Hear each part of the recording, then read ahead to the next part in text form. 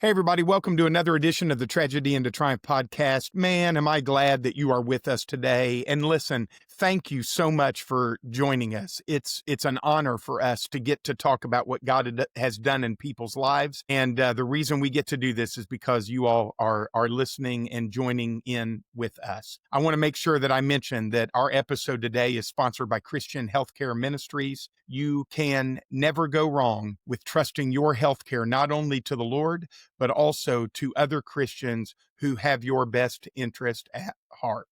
I'm so pleased today for this edition of our podcast to be joined by Shane Sevy. Shane, how you doing today, man? Good. Happy to be here. Man, I'm so happy you're here. I got to know Shane first in Circleville, Ohio. And so, I think most of you, if you listen to this enough, I'm an Alabama guy, but I live in Ohio. And I need to just be very clear and say there's a lot of great people in Ohio. And Shane Sevy's one of the great ones that I got to meet. So Shane first came to my church maybe in 2014 or first got to meet this guy. And the thing I think as we start our conversation today, Shane, and maybe you'd agree with me, is that, the reality is everybody's got a story. Is that right? Like Yes. Everybody's got a story. Yep. Everyone's got a testimony to share. Everybody. So let's just dive into your story. You grew up in Williamsport, Ohio. Talk to me a little bit about the home life that you grew up in, man. So I was raised by my grandparents. My dad left before I was born. My mom left 2 months afterwards. We grew up out on a backcountry road that my grandparents were really sick, so they lived month to month, very not a lot of money around. Sometimes you didn't know, where things were coming from. But we lived there until I was 14, but my grandparents were really sick. My grandpa had some strokes, some major strokes, so he wasn't able to do much. And then I can remember going out and him just sitting there watching me split wood, because we heated with wood burners. And it was something really different. So like I can relate a lot with older generations because of the way I grew up. But like we didn't have running water. I know, which is crazy because I'm not that old, right? So but Wow. we had like this old hand pump that you had to pump water and then take it in, and if you wanted to take a bath or whatever, you had to put it on a wood burner and let it warm up. And then so it was a big chore. But I credit that a lot to, to who I am today, because my work ethic and just I look at it as God took it and just used it. So, but then, I was 14, my mom didn't want to pay child support anymore. The state found out that I had been living with my grandparents. My grandparents were really sick. My grandma was in and out of the hospital constantly for months at a time. We used to get her a back scratcher, and she would sit there and tally up. I think the most was like 50 days, and this was like every other month. She had kidney failure, so she was on dialysis all the time. So my mom finally came and she said, "Well, I'm going to take you."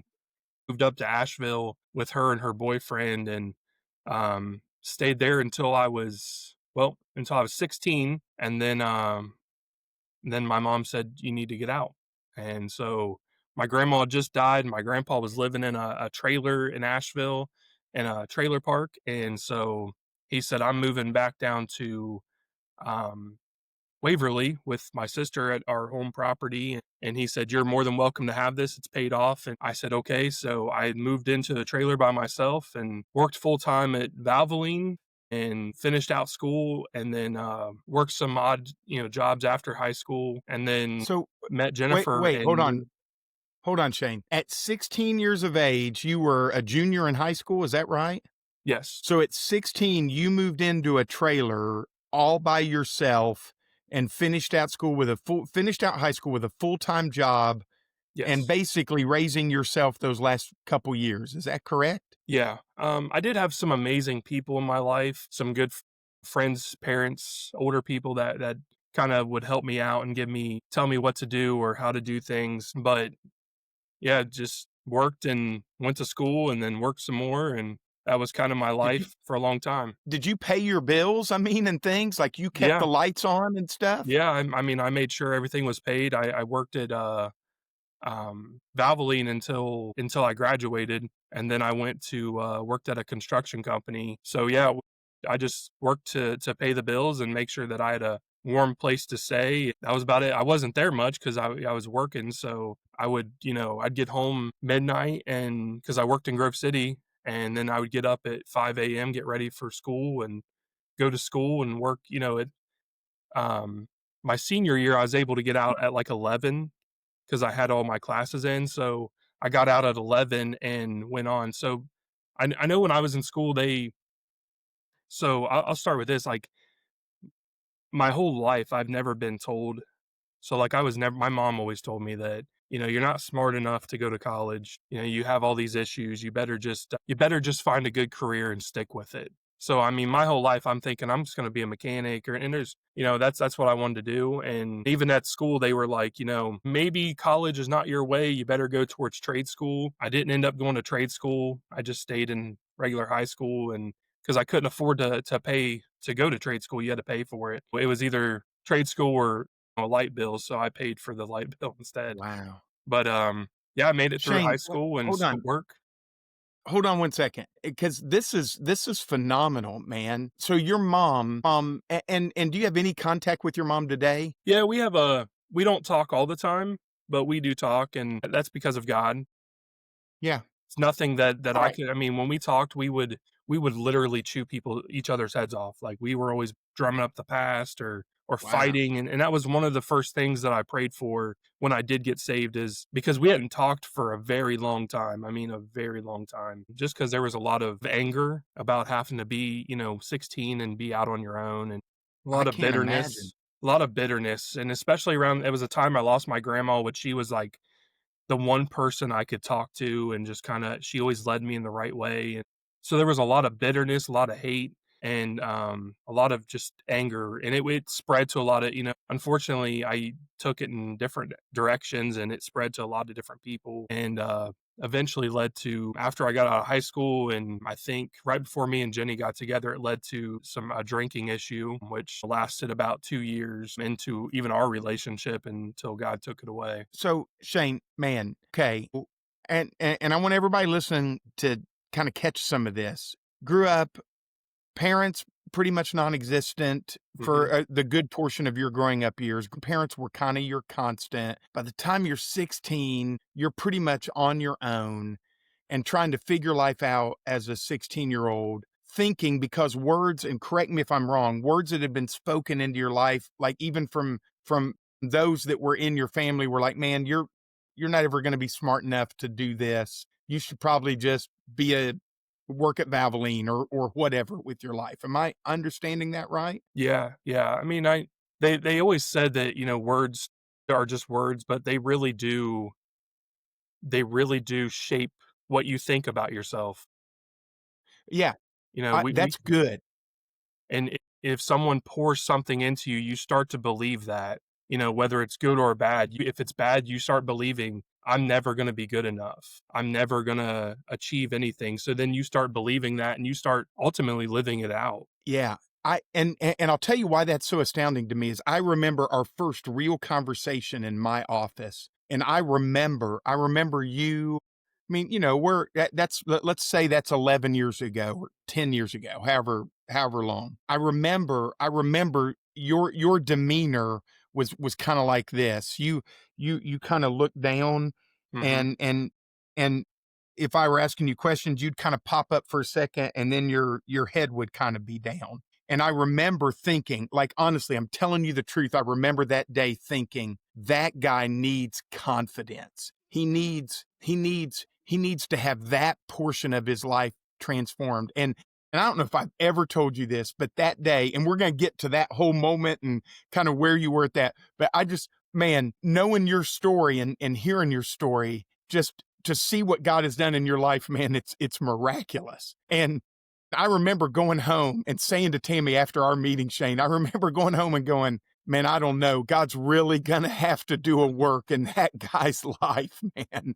And then to see what God has done. So I don't want to get ahead because this is an awesome story. So you're 16, you graduate, you're taking care of things on your own. How did you and Jenny meet? So I worked at a construction outfit in Circleville, and then I just got tired How of. old were you then? How old were you then? I was 18, so I was like shop 18. hand, so I was. I was fixing equipment and they were slowly moving up, but it's not what I wanted to do. I didn't want to be in construction my whole life, and it was just not my cup of tea. So I actually wanted to still consider mechanics. So I started out and I got a job at AutoZone because you still have to. I'm thinking like I can just get my foot in the door and maybe make something of it. So I actually got a job up at AutoZone on South High Street in Columbus, and I still lived in Nashville. Still lived in the same trailer my grandpa gave me, and that's where we met. She was a commercial manager, and we were just all friends there for I worked there for a year, I think, but we all stayed friends for like 3 years, and then finally one day we just started talking, and it just God just took over, and um I will say I always say God places people in your life for a specific reason.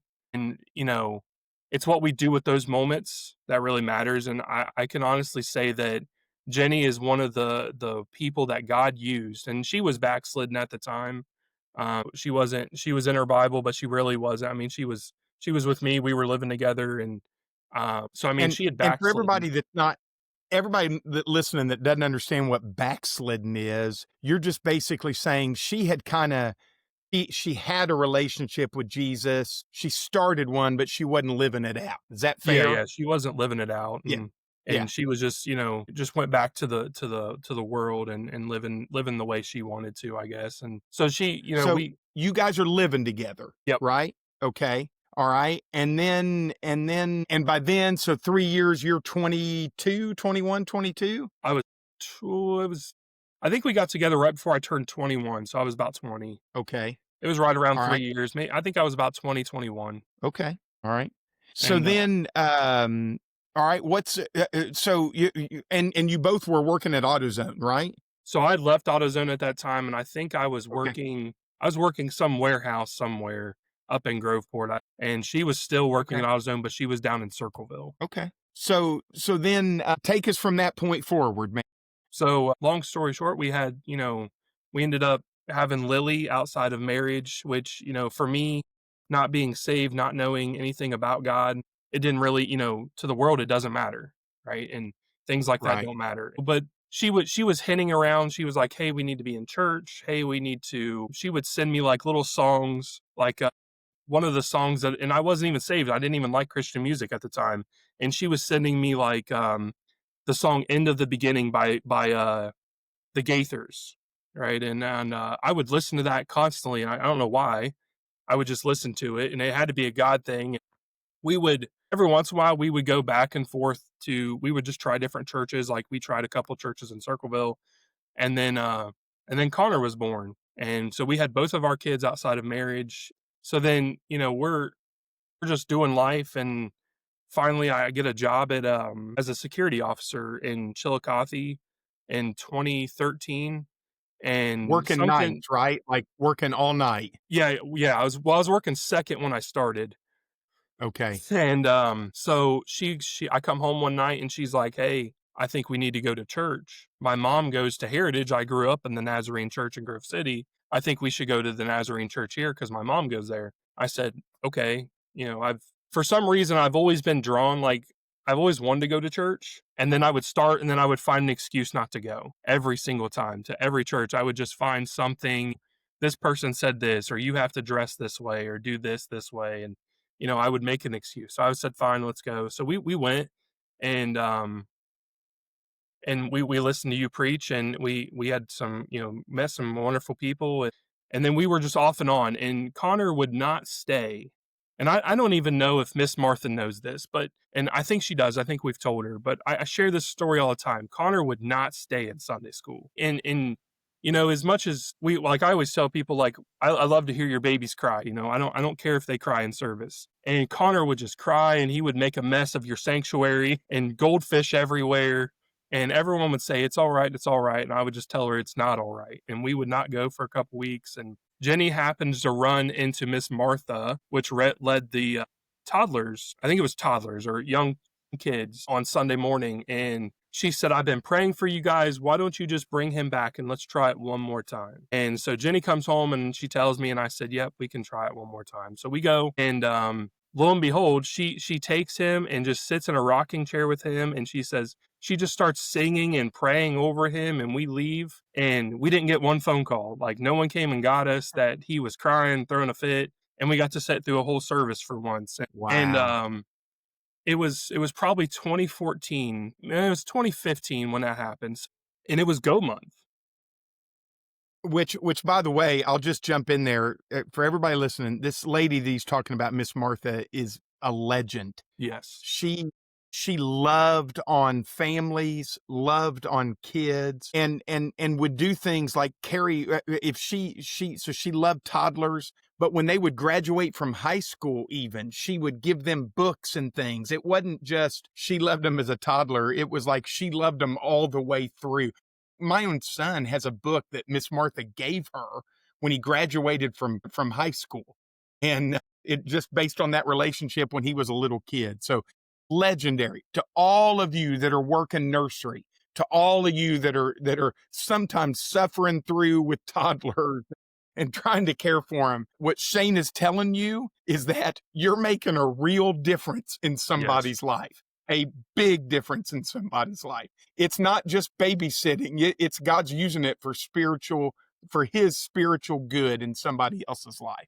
All Absolutely. right, Shane, it was Go Month. Go ahead, man. Yeah, so that day that she prayed over him and sang with him the whole service was actually Go Month. And I can remember exactly where I said we were sitting in the left-hand side of the sanctuary, probably 6 rows back.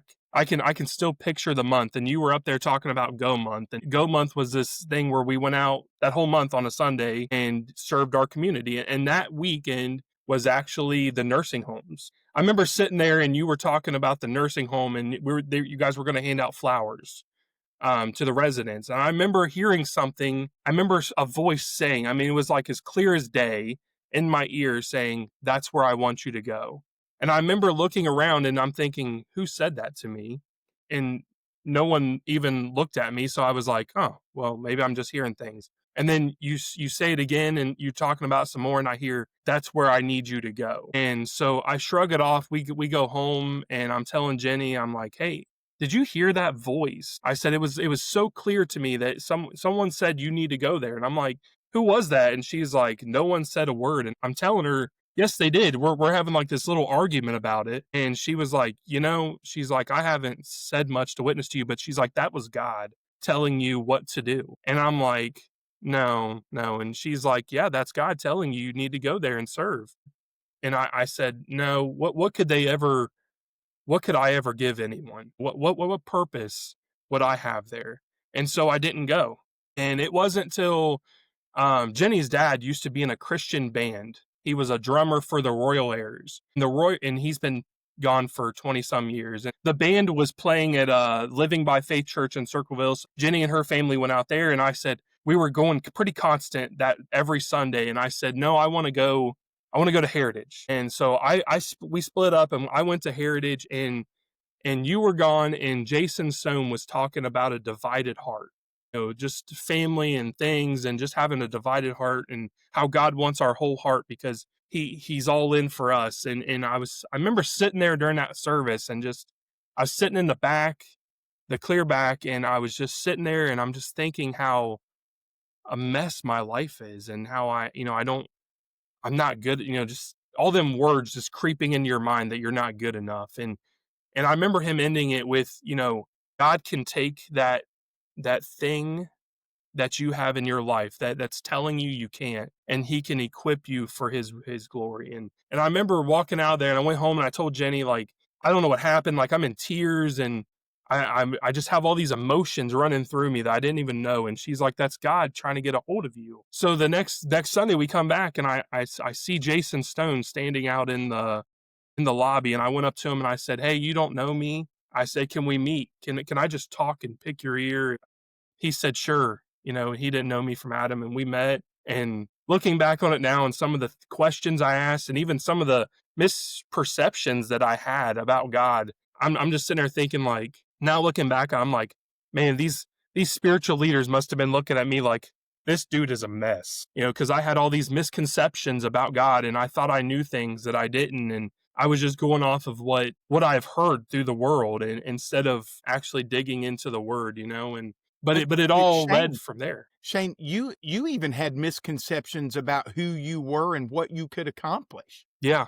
Yeah. right? I mean, because your first reaction was, I don't have anything to offer anybody, right? Yeah. I mean, and I'm a big proponent about there are voices speaking to us all the time. And quite honestly, our success or failure in life depends on which voices we choose to listen to. Not every word spoken over us is true. And sometimes our mind becomes the culmination of the voices that have been spoken to us over time. And our mind is our worst critic. And so at times the it almost drowns out every other voice in our life, which is why God spoke to you. It's why we need to hear the voice of God in our life and pay attention to that tug and that prompting in our hearts. Would you agree? Yes, 100%. And, I didn't realize it was God at the time because Yeah. I wasn't saved. And,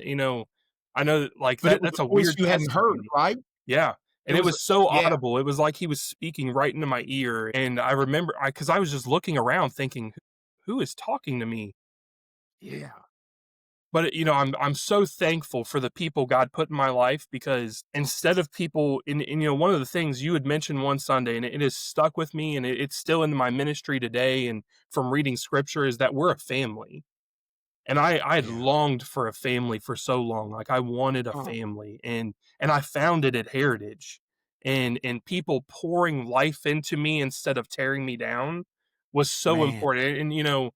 And people willing to step up and say, Shane, you need to fix this, was so Yeah. important to me, because it wasn't to tear me down, but it was saying, hey, like Jason came to me one day and said, hey, you guys need to get married. You need to make this right with God after I got saved. Because it was, well, if I backtrack a little bit, it was probably 2 months after that I heard that audible voice. I'm driving after I heard the Divided Heart, where I'm driving to work. I'm working third shift at the time. And I just started, probably a month after the Divided Heart, I started listening to Christian music.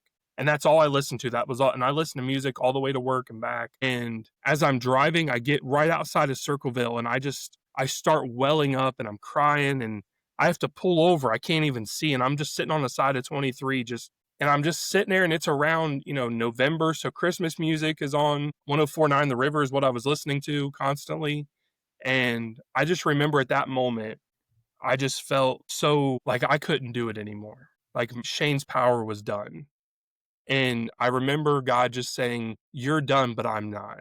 And at that Mm. moment, I just released all him, and I said, "God, I don't know if you're real. I don't know anything about you or your word, but I said, if you're real, I want to believe that you are. And I just need you to reveal yourself to me and show me what I'm supposed to do, what my purpose is." And at that moment, I just felt this overwhelming sensation come up like into my chest. And at that moment, I give my life to Jesus, and I asked for forgiveness, and I confessed of every wrong thing that I could think of that I had done wrong. And I prayed Man. and cried all the way to work, and got into work. And I had red eyes, and my boss is like, "What's wrong with you?" And I'm like, "I just give my life to Jesus. I don't even know what I'm doing."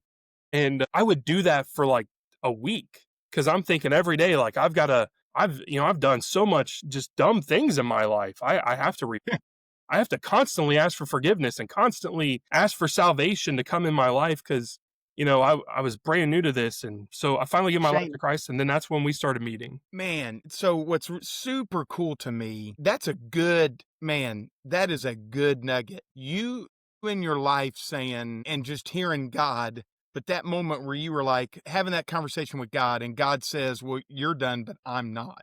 Man, that's a good nugget, right? That's what he said, right? Yeah, "You're done, but I'm not." I was just sitting there saying, I'm done. I'm done. I can't do this. I had two kids at home. I was only making like $9 an hour. Jenny, we couldn't afford to pay, someone to watch the kids while she worked, because it would take the whole paycheck. And then finally, we just came to that realization of, why are we going to pay someone your whole paycheck, and you're going to be gone to raise our children? So she ended up staying home to raise our kids. And so I was the only one working, and I only made $9 an hour. And, for a family of 4, and Lily was, oh man, Lily's always been this picky eater, so she was on this special formula, and it had to be liquid, and it was like $10 a pint or something, and she would go through 6 a day, and it was draining us. And I remember just I was so, I had all this bitterness, I had all this broken. I'm trying to do it all on my own, and I'm just telling God I'm done. And if you're Man. real, I just need you to show up. And he said, "You're done, but I'm not." Yeah, so that's a good nugget, man. Really, that's a good word. Don't you love how God speaks to us? Yeah, it was the most comforting thing I think I've ever felt or heard in my life, just to, because Yeah, you that's think good. back then I thought of God as this distant figure that I didn't know if was real or not. And for him to come down to my level and just say, "You're done, but I'm not," and to speak to me, just into my heart and into my soul, was so, it was a feeling you can't even, there's not even words to describe it, how it made That's you so feel. good. The That's love. so good. So you give your heart to Jesus. You feel like you got to do that every day for a minute till you Yep, start to figure this out, right? yep. When did you feel so what led you to come make an appointment with me about, man, I think maybe I might be God might be calling me to ministry or whatever. What led to that? So I had, it was like 2 days after, maybe a week after I got saved. I went to Jenny and I said, we'd already talked about it, and she was getting her life back on track, and I'm trying to seek God more. And I'm sitting there and I'm like, I don't have a Bible. I've never owned a Bible. And so we went to Walmart and I bought literally the cheapest Bible I could, a New Living Translation. I still have it on my bookshelf to this day, and I carried it for many years. But I went there and I just started digging into the Word and just really seeking God. And I was just praying. And one day I went to, my work sent me to Kentucky to work, and I was with another guy, and I'm just, and something happened. They called me back, and when I got back, I'm just sitting there one night and I'm just sitting there praying and I'm reading my Bible, because security, third shift, there's nothing going on. You just read books or watched movies or whatever. And I remember just sitting there reading my Bible and praying, God, what can I do? What do you want me to do? What do you want from my life? I feel like this can't be it. And just in my heart, I felt, I'm calling you. I'm calling you to come and serve me. And I said, I don't know what that means. It was just like, and there were so many audible moments. Like, sometimes we think that God doesn't speak to us audible, but I feel like it was like so pronounced in my ear every time he wanted me to do something. It was just, do this, do that. It was so, just such great direction. It was so clear on what he wanted. And he said, I'm calling you into ministry, and I want you to go to college. And I'm sitting there thinking, college? That this can't happen. Like, cause all these years, people telling me you're not smart enough to go to college. Yeah. And I remember even Googling colleges, and Ohio Christian University was the first one that came up. And so I'm looking at it, and I go home and I sleep, and I get up and I'm telling Jenny, like, this is this is what I feel like God's telling me to do, and what should I do? And she's like, you just need to be obedient. And if you're sure this is what he's telling you to do. And I said, it's like, it's so clear in my head and in my heart, this is what he's called me to do. Man. So I immediately, before I even called you, I get on the phone with Ohio Christian University, and I was like, hey, what do I have to do to be enrolled? And she was like, well, what do you want to do? And I was like, I'm feeling called into ministry. And she was like, well, what do you want to take? And I'm like, I have no idea what I'm doing. And so she's walking me through, and she said, well, here's a, you could get an associate's degree in Christian ministry, minored in biblical study. I was like, perfect, that's fine. And, it wasn't even me talking. It was just God, like, shoving the words out of my mouth, which seems to happen a lot. And so I just said, sure, that's fine. That's perfect. That's what I'll take. And she was like, well, you're kind of late in the process. There's this big fee. I don't even, your grades from high school were really bad. And, as politely as she could, saying they're really bad. And I was like, well, can we just try? I said, I really feel like God's telling me to do this. And she said, we can 100% try. So she's like, it'll probably take a couple months. You'll probably be in the next year. And I was like, okay. And I just got the phone and I say, God, if this is really what you want me to do, I said, you're just going to make a way. You'll make the path straight. And literally like an hour later, she calls back and she's like, hey, your application waive is free. It's waived. You don't have to worry about it. She's like, you're in. You just need a computer. I'm going to send you all the stuff, and you just fill out the paperwork and you're good to go for in January. And this was December. And then I made Wow. an appointment with you and just told you, like, I talked with Jason. He said I need to talk with you. So then I'm just, telling you guys what God's laid on my heart. And I remember sitting there before you guys just thinking, like, there's no way that they think that this guy has been called into ministry, that, because I didn't know enough about the Bible. I had just gotten Well, saved. and you weren't even married yet, right? No, no, we didn't get married Yeah. until February of that Yeah. next year. Because I remember meeting with you, and I remember saying, "Well, Shane, we got to take care of this marriage Yep, thing." I remember that conversation. yep, Jason had already had that. Jason prepped me a little bit too, because I know Jason had been working specifically with you on discipleship and yep. like, Shane. Yeah, I don't know if you know this, but you were a topic of our staff meeting, and back then, for everybody that's listening to Tragedy and the Triumph and doesn't understand all the intricacies of all of that. We had a pretty large staff at the church, and I was the lead pastor. And we're trying to, man, we want to cover bases. We want people in heaven. We're trying to work out all of these things. And I don't even know if you know this, Shane, but in staff meeting, I was like, all right, somebody's got to disciple Shane Sevy. Who's got it? And Jason Stone was the guy. He was like, I got him. I got him. I'll take care of him. And so from that point on, I was getting updates about your progress from Jason, not because you were like some project for us, but because we cared about you and your family, because we wanted you in heaven, because we saw this light that was starting to flicker in you, and we wanted you to keep taking steps there. Yeah. And when you started college, am I wrong? You were reading at an 8th grade level, is that right? Yeah, so when I graduated high school, I was on a IEP, Yep. and I read it at a below an 8th grade level. So literally, like, when me and Jenny got together, we would go over to her mom's house, and her 5-year-old nephew, which is now 20, it's hard to believe that he was reading better than I was. And I remember even sitting there and just thinking, there's no way I can do this. There is no way I can do this. And it was just and I'll tell you, like, I was sitting there one night, and we had already talked, and we had already set our marriage date, and Pastor Bill Jarrell was going to marry us and dedicate our kids to the church at the same time. And we got married in the hallway of the church while a basketball game was going on. So it was kind of funny. But I remember, like, sitting there in January and thinking we had already met, and I was meeting with Jason weekly, and I remember sitting there with my Bible and I'm just reading. And I was reading in Exodus, and I remember sitting there, and I just all of a sudden, like, I had a computer, but it wasn't working. We couldn't afford a computer. And, I was just sitting there thinking, like, all these things. And it was like all these things were coming at me saying, well, your computer doesn't work. How are you going to do this? You barely got through high school. You can't read. I mean, I'm sitting there reading the Bible, and, like, I'm struggling with words, to try to understand. I'm reading the same chapter over and over and over. And I remember sitting there thinking, you know what? You're right. I can't do this. I can't. I Wow. remember I was getting ready to tell Wow. Jennifer that I just need to put it down and go back to what I was. And then God highlighted a verse for me, and I have it here. It's in Exodus 4, and it's where Moses is talking to the burning bush. And he says, "Pardon your servant, but I've never been eloquent. Neither in the past nor since have you spoken to your servant. I'm slow to speech and tongue." And I'm sitting there thinking, like, that's me.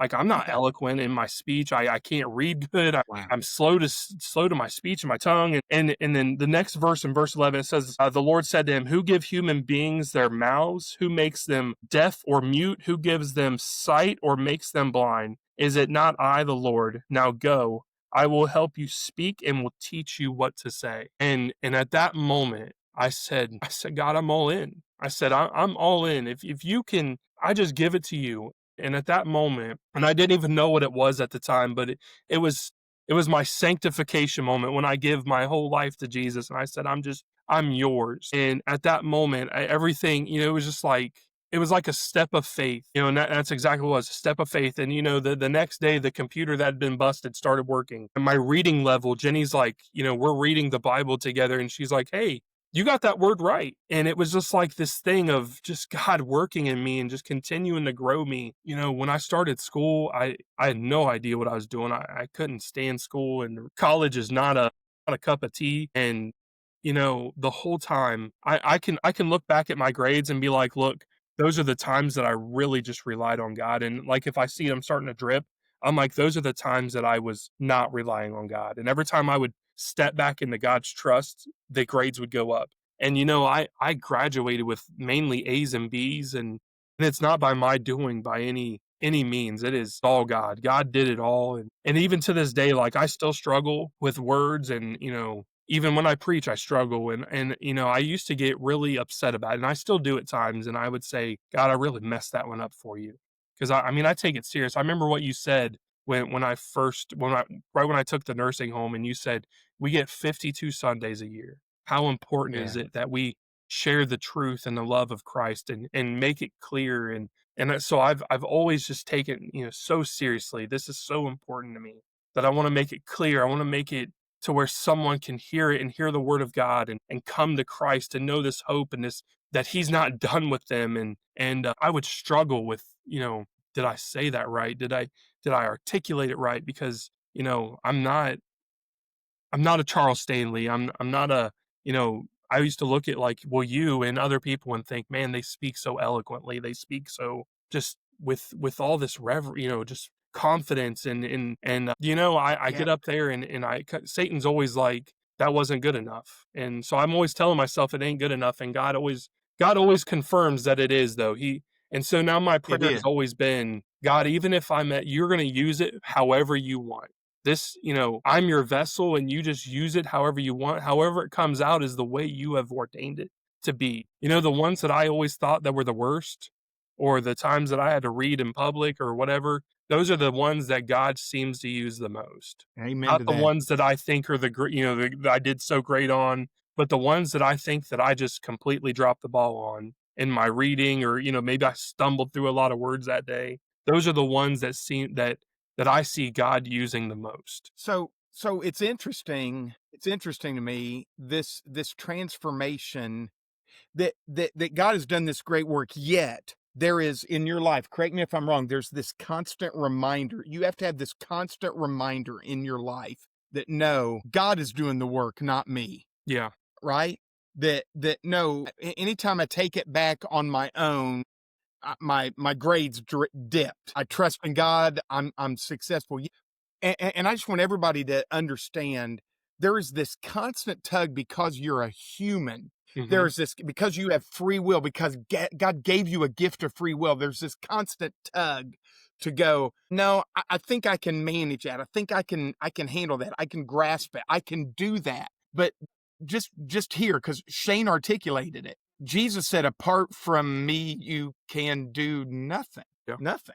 Right. So there's this aspect that just for us to understand that there's this constant draw, but we gotta Romans 12 says to be transformed by the renewing of our mind. So we've got to keep reminding ourselves, no, listen, I need more of him and less of me. That's the way this is going to work successfully. I know, I'm telling you this, Shane. I was, for most of my life, I pray prayers like this. Most of my life in Christ, I pray prayers like this, like, God, I don't know what I'm doing. I need you to help me. I confess I don't know. And so if anything good comes, it's going to be because you did it. So help me, God. And I love telling God that I'm not as smart as he is. I love telling God, I need you. I love having those conversations with God because it level sets who he is and why I desperately need him in my life, right?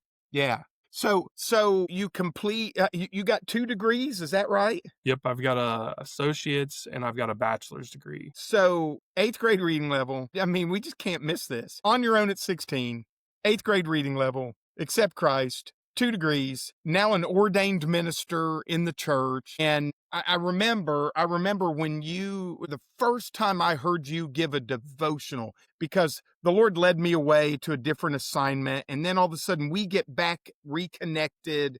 And I remember the first time I heard you give this devotional, and I'm telling you, my jaw dropped. That thing that I went home and I said to Tammy, like, man, God's gonna have to do something there.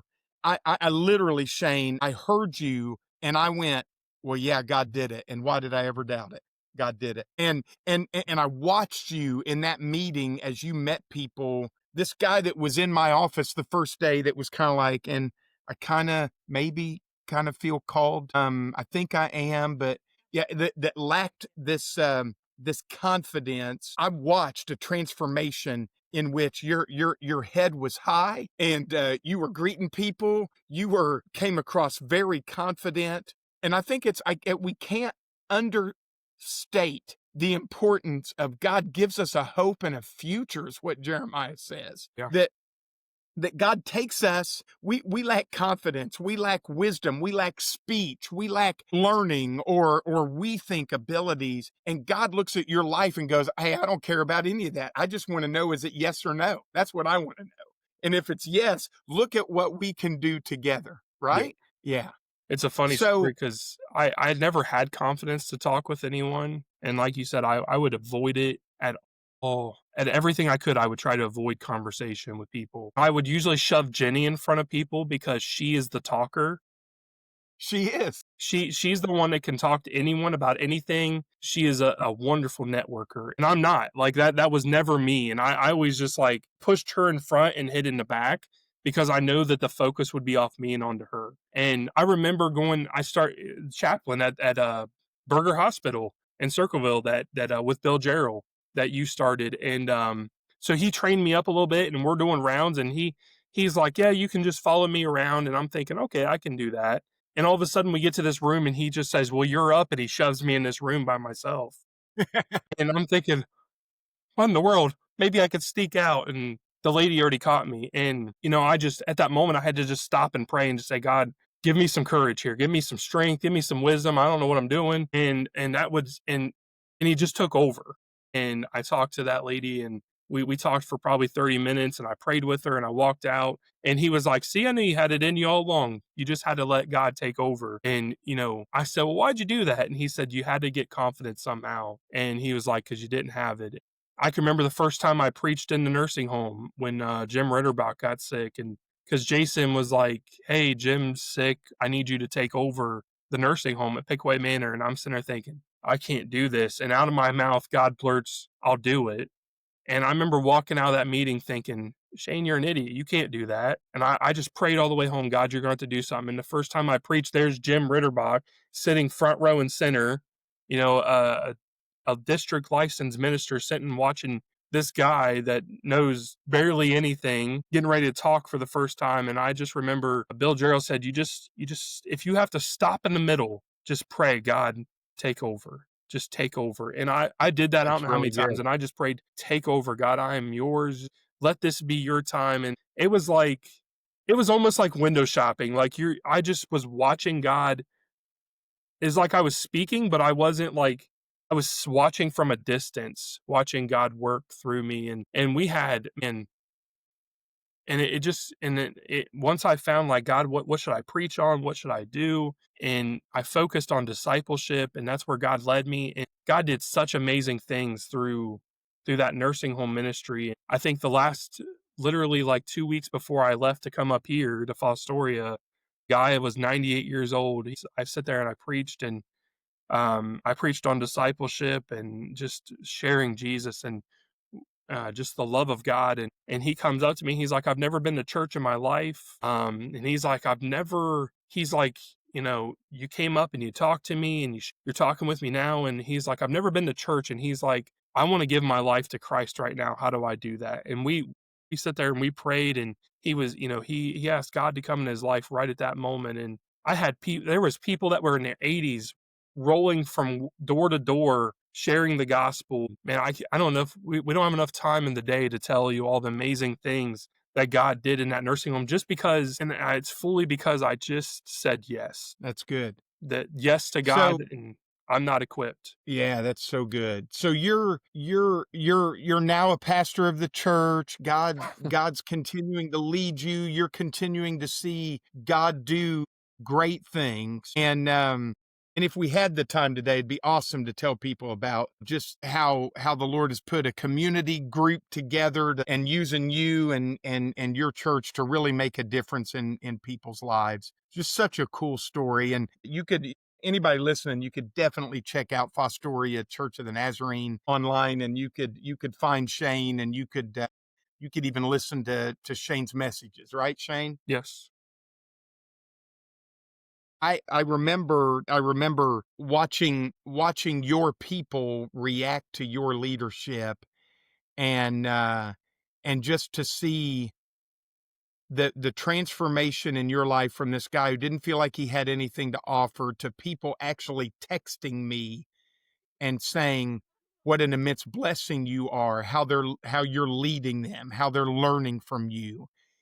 And so here's one thing too, as we kind of prepare to land the plane here. Here's one thing I want everybody to understand. If God has done something in your life, you have a responsibility, and he's used people to do it. You have a responsibility to pour life into other people. That's the Yes. way it works. The word says we comfort others with the comfort we've received. So you have a responsibility. Start pouring into somebody else. If God's done something in your life, you got to start looking for people to pour into. Shane, we're coming up on another Tragedy into Triumph simulcast event, November 3, 4, and 5. Talk about what is that event meant to you? Why should somebody be involved in it? So Tragedy and the Triumph for me was the first one I listened to, I think was in 2015. I had just gotten saved. And it was when I was wrestling with, can I do this or not? And Saran Stacy got up and he was speaking, and it was so powerful. Just hearing that message and that the hope of Jesus and how if we just cling to him, right? And I remember just sitting there listening to him, and then at the end he did an altar call, and I just went up and I just remember telling Jesus, like, I just want to be all yours. Like my only Yeah, response, I can't earn my way into heaven. There's nothing I can do to earn what he's given me. But the only word that kept coming to mind was grateful. How grateful I am for what he did for me. Because I'm sitting there thinking, and this man, Jesus came down from his throne. He suffered and he died and for me, and he rose again, and he's sitting there interceding for me, and he's for me, right. and I'm just sitting there thinking, like, how do I respond to that? How is my response? And Tragedy and Triumph helped me see that response was my life is now his. That whatever he calls me to do, even if it seems outlandish or unthinkable or it's never going to happen, my life is his, and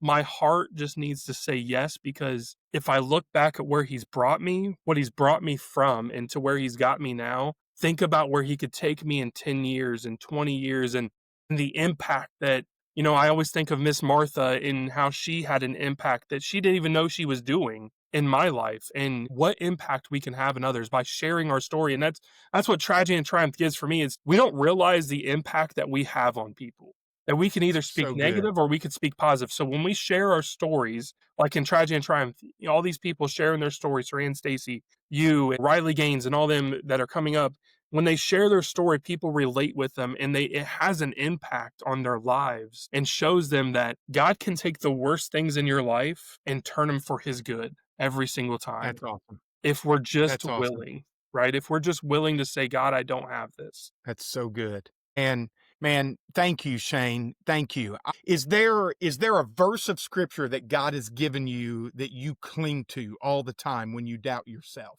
So in or a Colossians, life verse? so Exodus 4, 10 through 12 is my verse that I cling to that the most. Just that God will give you everything you need to speak, to do. He knows every hair on your head, right? And he gives you Yep. everything you need, and he equips you for what he's called you to do.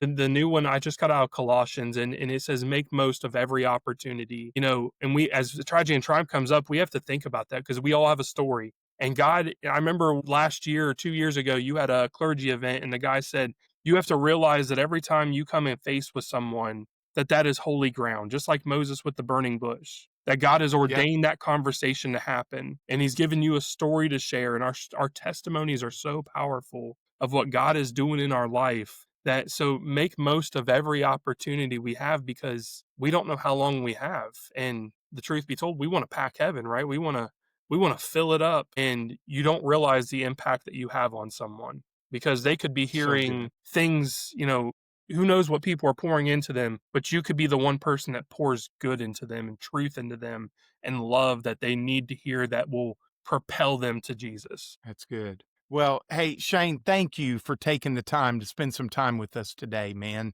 For everybody listening, it is our hope that you hold on to the truth of God omit the noise of the world, of negativity, of false voices, of lies that the enemy tells you, and hold on to the truth of God and step into who God has made you to be. There's no doubt in my mind, Shane, you are doing 100% what God made you to be. And it's just great to see how God has continued to work in your life, and to know that I trust you as a man of God, man. So thanks for spending some time with us. Okay. Thank you.